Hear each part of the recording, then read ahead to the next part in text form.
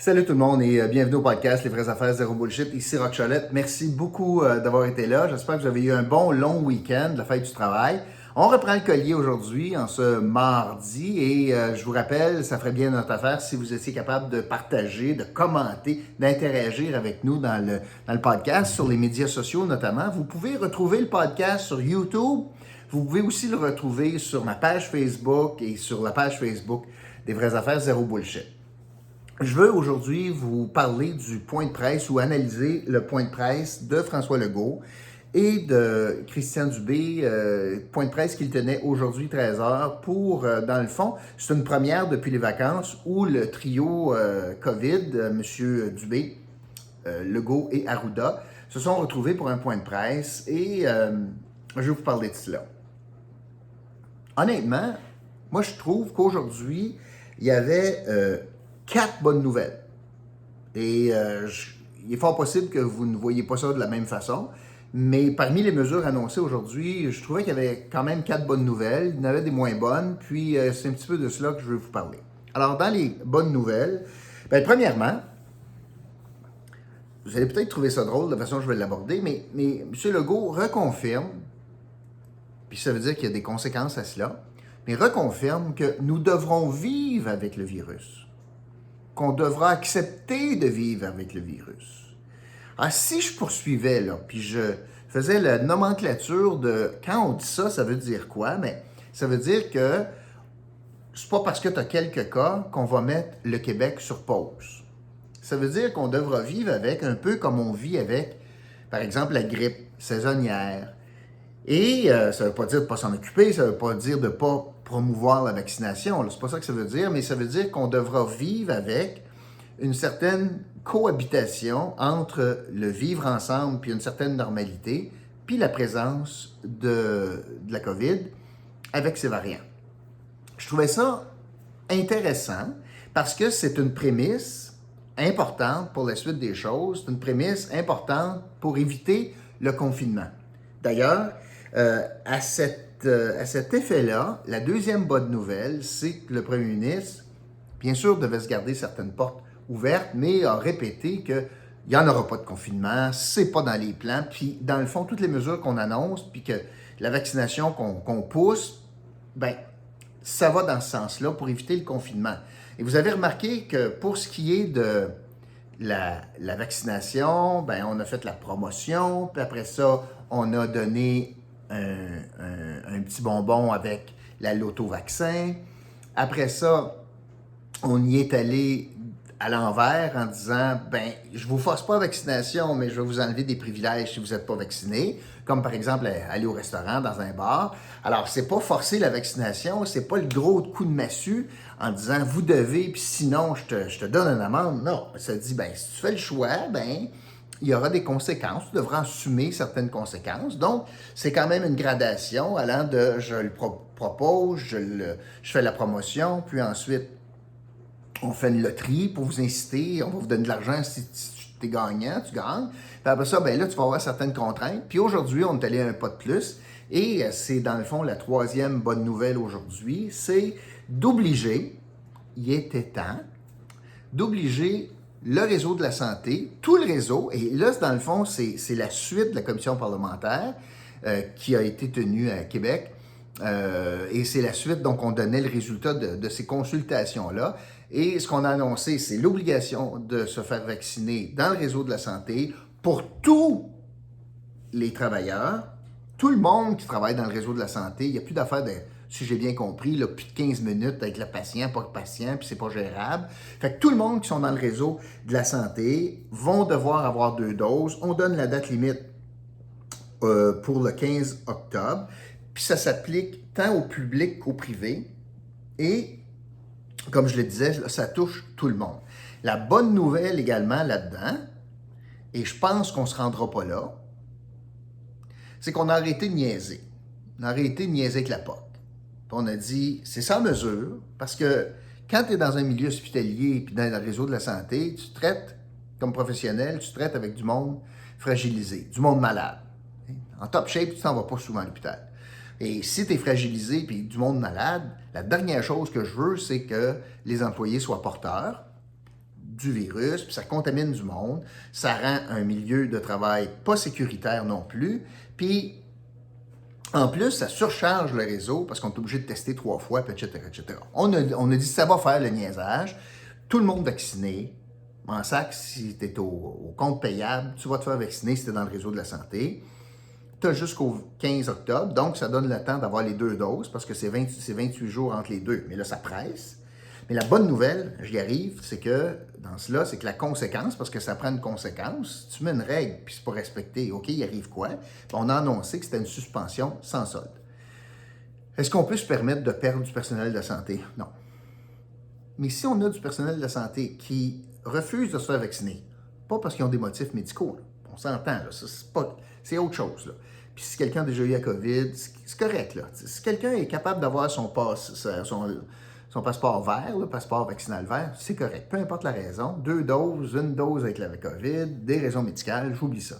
Mais quelqu'un qui s'obstine dans le réseau de la santé, ça donne tout un message, puis qui dit non, bien aujourd'hui, le gouvernement a annoncé que c'était pour être une suspension sans solde. Je le répète, pas ça qu'on souhaite, pas pantoute, là. On ne peut pas se permettre ça, pas pantoute. D'un autre côté, quelqu'un qui est aussi insouciant sur les conséquences de la non-vaccination puis qui travaille dans le réseau de la santé, peut-être qu'il est mieux de faire d'autres choses. Fait que j'ai l'impression qu'on a fait le calcul puis qu'au final, on ne perdra pas grand-chose. Donc, c'était une bonne nouvelle, ça aussi. C'est ma 3e bonne nouvelle. Puis la 4e bonne nouvelle, puis ça va dans une certaine logique, là, c'est que si j'oblige le passeport vaccinal pour entrer dans un bar, un gym ou un restaurant, ben c'est pas bien normal que tu puisses rentrer à l'hôpital pour aller voir quelqu'un de malade, puis que tu n'étais pas obligé d'avoir un passeport vaccinal. Donc, mis à part certaines exceptions, le gouvernement impose donc le passeport vaccinal pour rendre visite à des personnes à l'hôpital. Il va y avoir des exceptions, là. Un enfant qui arrive en ambulance à l'urgence, puis son parent est avec, je ne pense pas qu'on va le refuser à la porte. Quelqu'un qui est mourant, je ne pense pas qu'on va le refuser à la porte. Mais le principe général, c'est ça. Et ça vient jouer dans le film que les taux se resserrent. Vous voulez refuser votre vaccin, vous avez le droit de refuser d'être vacciné, il y a des conséquences. Et à propos de ça, donc les 4 bonnes nouvelles sont là. Puis à propos de ça, on a redit des chiffres assez troublants, je pense, aujourd'hui. Il y a encore 900 000 Québécois qui ne sont pas pleinement vaccinés, mais on a quand même un bon taux de vaccination, plus de 80 % au moins une première dose, mais il y a quand même 900 000 personnes, c'est bien du monde, qui ne sont pas vaccinés. Ça représente la majorité, la grande majorité des cas d'hospitalisation. Parce que je le répète, là, ce que tous les experts s'entendent pour dire, c'est que la vaccination ne t'empêche pas nécessairement d'attraper la COVID, mais ça t'empêche d'être bien malade. Si ça t'empêche d'être bien malade, ça veut dire que ça t'empêche aussi d'occuper un lit d'hôpital. Puis ça t'empêche aussi d'occuper un lit de soins de longue durée, de soins intensifs plutôt. Et d'ailleurs, c'est un petit peu ça qui a été dit aujourd'hui. Imaginez ça, écoutez les chiffres, là. Si tu as 2 doses de vaccin, tu as 30 fois moins de chances d'être hospitalisé à cause de la COVID. Alors, c'est majeur, ça parle. C'est un chiffre qui devrait être révélateur pour encourager les gens à se faire vacciner.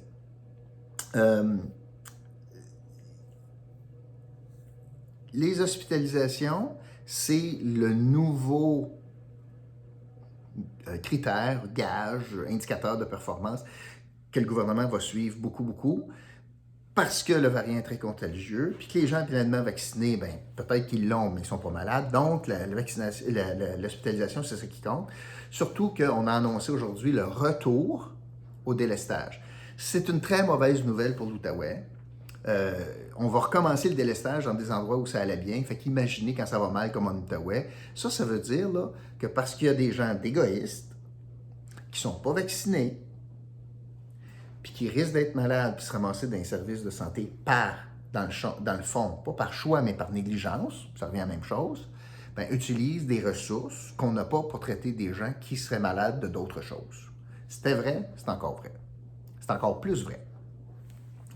Et à cet effet-là, le gouvernement ne prend pas mes mots, ne prend pas les mêmes mots que moi, bien qu'il y ait plusieurs chroniqueurs qui commencent à prendre mon mot d'égoïste, parce que c'est ça.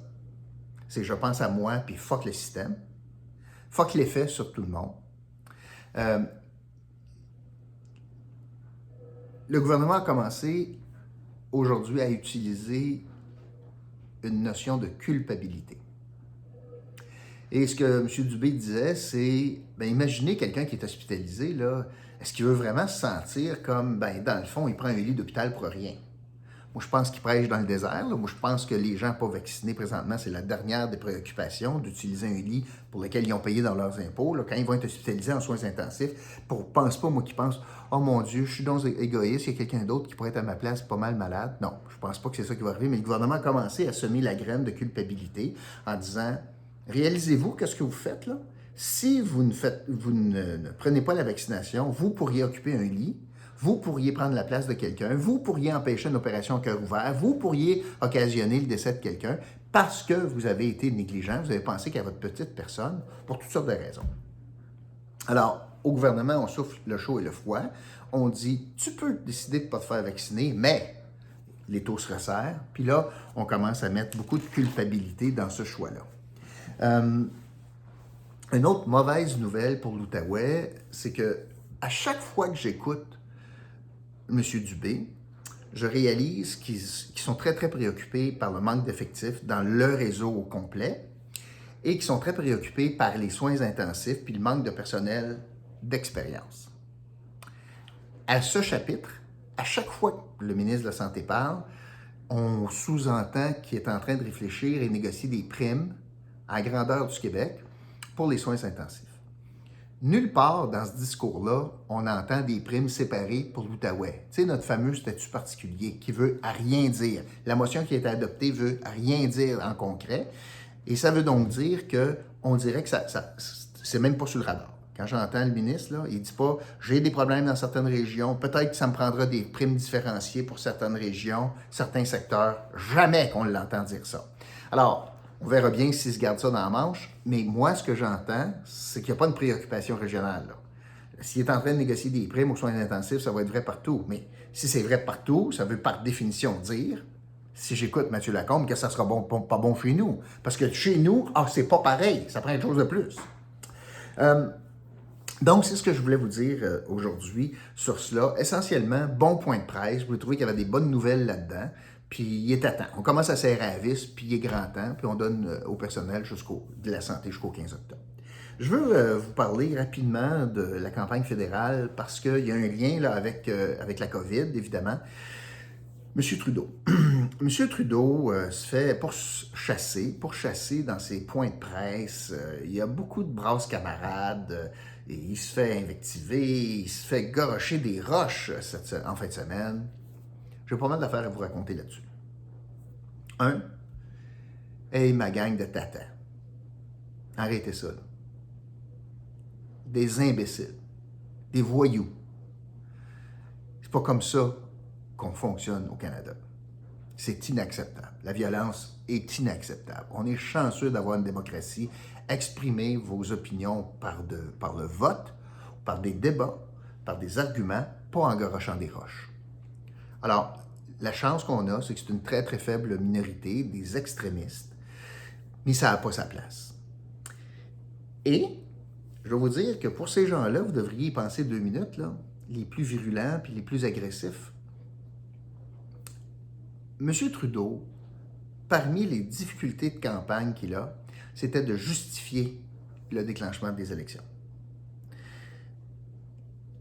Avec les comportements odieux, criminels qu'on voit, pour certains, pas tous, pour certains, ces gens-là sont en train de donner raison à M. Trudeau en disant, voyez-vous comment c'est important les débats qu'on a? On n'a jamais eu une campagne aussi agressive, il n'y a jamais eu autant de monde qui sont contre le gouvernement, donc ça prouve que ça méritait un débat public. On est en train de donner raison, on est en train d'écrire la trame factuelle de voilà pourquoi j'avais besoin d'une élection. Ces gens-là sont en train de faire la démonstration, sont en train donc d'enlever un argument au parti d'opposition, sont en train donc de faire réélire le gars à qui il garoche des roches. L'autre argument, c'est que M. Trudeau, c'est celui qui est au gouvernement, qui a pris des décisions sur la vaccination, sur le port du masque, sur les frontières, etc. c'est lui qui est la cible donc d'attaque de gens qui pensent qu'il a été trop loin. Pas assez loin, trop loin. La majorité des Canadiens ne pensent pas ça. Pensent que c'est correct. Et même peut-être on devrait aller plus fort. Ces gens-là passent pour des extrémistes. On est aussi en train de dire à M. Trudeau, avec ce comportement-là, que dans le fond, il avait bien raison de faire ce qu'il a fait. Parce que ça se peut pas que ce soit ce monde-là, là, des extrémistes, là, des anti-tout, anti-vaccins, anti-masques, anti-mesures, anti-tout, qui a raison. Alors, non seulement ils donnent raison à M. Trudeau sur l'à propos de la campagne, ils sont en train d'y donner raison aussi sur l'à propos des mesures sanitaires qu'il a imposées. Alors, ça se fait pas en démocratie, puis c'est très contre-productif par rapport à ce qu'ils souhaitent. Alors, je pense que ça prend une réflexion.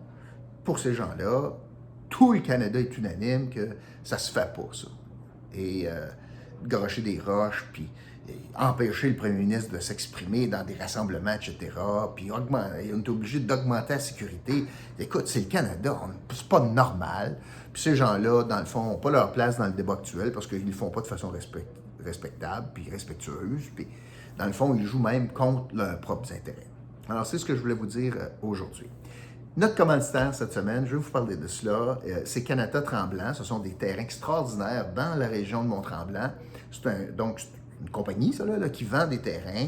Vous pouvez bâtir des chalets que vous pouvez mettre en disponibilité sur Airbnb. On sait comment c'est profitable. Puis c'est de plus en plus dur. Il y a plein de municipalités qui contrôlent ça. Canada Tremblant, c'est fait pour ça. Imaginez ça. Mais ce dont je veux vous parler, et on entend ça de plus en plus dans les médias, et particulièrement si vous écoutez mon partenaire en affaires Bruno Desormeaux, chaque samedi il vous en parle, c'est que Canada Tremblant permet d'acheter les terrains avec des bitcoins, avec de la crypto-monnaie. Et ça veut dire que si vous êtes quelqu'un qui avait investi en crypto-monnaie, vous avez une occasion en or de la liquider, de l'utiliser pour des biens comptants. Donc, vous achetez de l'immobilier, vous achetez du terrain. Il n'y a rien de plus payant que des terrains. Rien. Ça ne perd jamais de valeur. Surtout location, comme à Tremblant. Fait que tu peux prendre tes gains de crypto-monnaie pour acheter un terrain, c'était annoncé depuis quelques jours, à Canada Tremblant. Allez voir ça sur le site de Canada Tremblant et vous allez être capable peut-être procéder à une transaction en utilisant vos crypto-monnaies. Voilà, c'est ce que je voulais vous dire. Merci d'avoir été là. Je vous retrouve demain pour un autre podcast des vraies affaires, zéro bullshit. OK, salut.